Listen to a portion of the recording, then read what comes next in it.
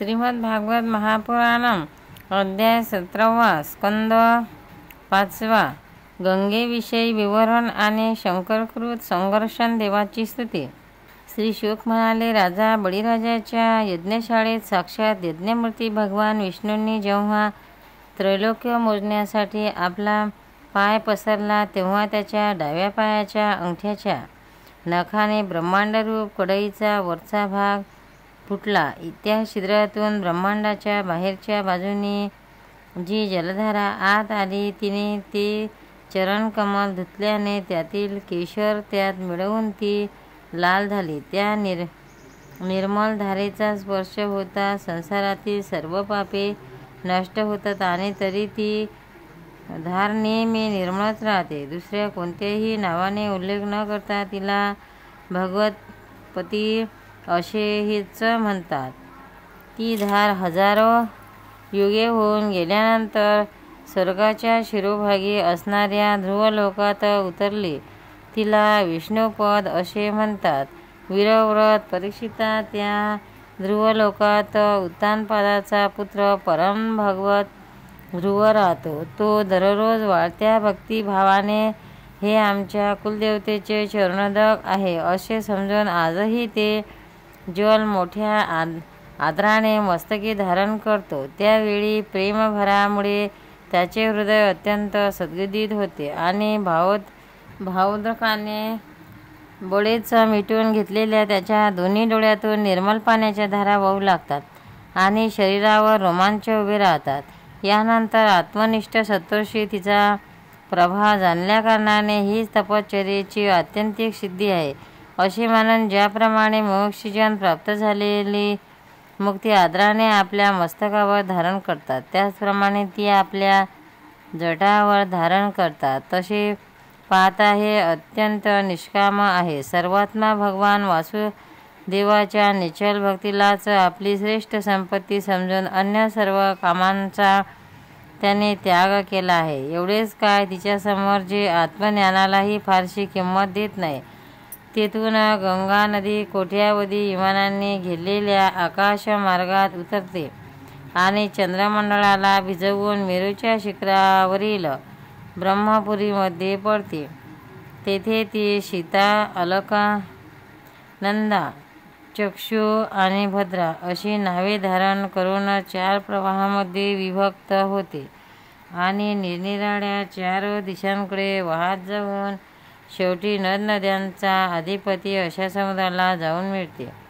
त्यापैकी सीता ब्रह्मपुरीतून खाली उतरून केशराचलाच्या सर्वोच्च शिखरावरून खालच्या बाजूला गंधमादन पर्वताच्या शिखरावर पडते आणि भद्राश्य वर्षाला भिजवून पूर्वेकडील खऱ्या समुद्राला जाऊन मिळते. याचप्रमाणे चक्षु माल्यवान पर्वताच्या शिखरावरून बेधडक केतुमाल वर्षामध्ये वाहत जाऊन पश्चिमेकडील क्षार समुद्राला जाऊन मिळते.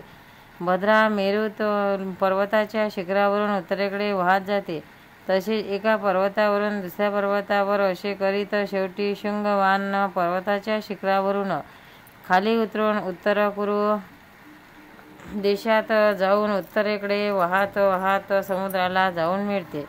तशीच अलकनंदा ब्रह्मपुरीच्या दक्षिणेकडील अनेक पर्वत शिखरांना ओलांडून हेमकूट पर्वतावर पोचते. तेथून अत्यंत तीव्र वेगाने हिमालयाच्या शिखरांना फोडत भारतवर्षात येते आणि पुन्हा दक्षिण दिशेला समुद्राला जाऊन मिळते. या नदीत स्नान करण्यास आलेल्या माणसांना पावलोपावली अश्वमेघ, राजसूयश इत्यादी यज्ञाचे फळ मिळणे कठीण नाही. प्रत्येक वर्षात मेरू वगैरे पर्वतातून निघालेल्या आणखीही शेकडो नद्या आहेत. या सर्व वर्षांमध्ये भरत वर्ष हीच कर्मभूमी आहे. उरलेली 8 वर्ष स्वर्गवासी पुरुषांची स्वर्गभोगातून उरलेली पुण्ये भोगण्याची ठिकाणे आहेत. म्हणून यांना भूलोकाचे स्वर्गही असेही म्हणतात. मानवी गणनेनुसार तेथील देवतुल्य मनुष्याचे आयुष्य 10,000 वर्षाचे असते.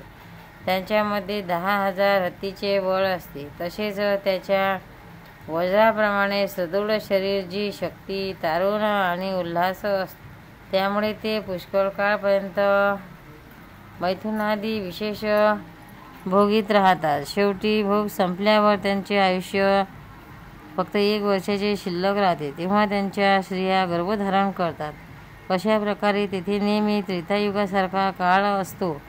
तिथे असे आश्रम भवने, वर्ष आणि पर्वताच्या दऱ्या आहेत.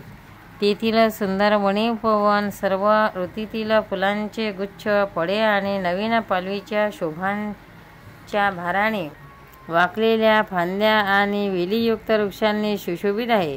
तेथे निर्मल पाण्याने भरलेले जलाशय असे आहेत की ज्यात निरनिराळी नवीन कमले उमललेली असतात आणि त्या कमलांच्या सुगंधाने आनंदित होऊन राजहंस, पाणकोंबड्या, करंड व सारस, चक्रवा इत्यादी पक्षी निरनिराळ्या प्रकारच्या बोली बोलतात. तसेच वेगवेगळ्या जातीचे धुंद, भुंगी, मधुर गुंजार करीत असतात. या ठिकाणी देवांचे अधिपती परम सौंदर्यवान देवांगनासह त्यांच्या कमलोद्माक सूचक हास्य, विलास आणि लीला कटाक्षांनी मन आणि नेत्र आकर्षित झाल्यामुळे जलक्रीडादी निरनिराळ्या प्रकारचे खेळ खेळत स्वच्छंद विहार करतात आणि त्यांचे मुख सेवक अनेक प्रकारच्या सामुग्रींनी त्यांचा आदर व सत्कार करतात. या 9 वर्षांमध्ये परमपुरुष भगवान नारायण तेथील पुरुषांवर अनुग्रहित करण्यासाठी याच वेळी सुद्धा आपल्या वेगवेगळ्या मूर्तीच्या रूपाने विराजमान असतात. इलाहृत वर्षामध्ये केवळ भगवान शंकराचा एकटे पुरुष आहेत. पार्वती देवीचा शाप माहीत असलेला दुसरा कोणी पुरुष तेथे प्रवेश करीत नाही, कारण तेथे जो जातो तो स्त्री होतो. या प्रसंगाचे आम्ही पुढे 9व्या स्कंदात वर्णन करू.